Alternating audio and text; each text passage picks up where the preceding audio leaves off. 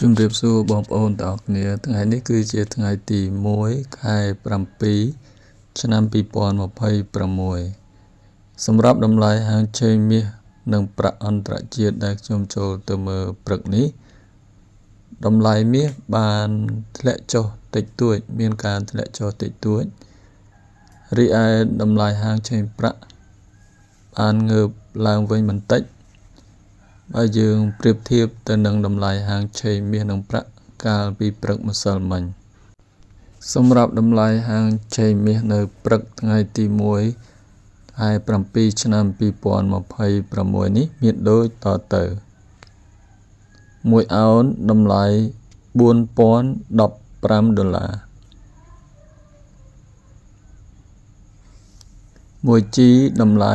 $484 មួយតម្លឹងតម្លៃ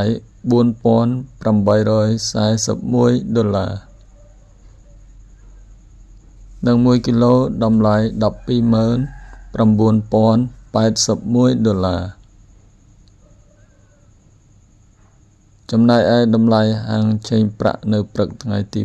1ខែ7ឆ្នាំ2026នេះវិញមានដូចតទៅ1អោនតម្លៃ$58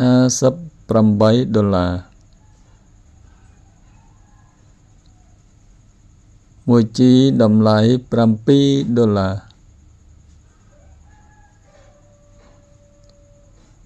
មួយតម្លឹងតម្លៃ$70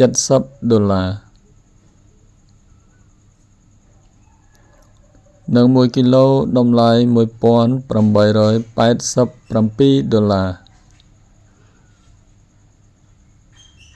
សម្រាប់តម្លៃហាងឆេងមាសនិងប្រាក់ដែលខ្ញុំបានជម្រាបជូនបងប្អូនអំបញ្ញមិញនេះចាប់តែប៉ុណ្ណេះអរគុណបងប្អូនទាំងអស់គ្នាដែលបានទស្សនានិងតាមដានយកចិត្តទុកដាក់ស្ដាប់នៅការរៀបរាប់របស់ខ្ញុំតាំងពីដើមរហូតមកដល់ទីបញ្ចប់ជូនពរបងប្អូនទាំងអស់គ្នាមានសុខភាពល្អរកទទួលទានមានបានគ្រប់គ្នាសូមអរគុណសូមជម្រាបលា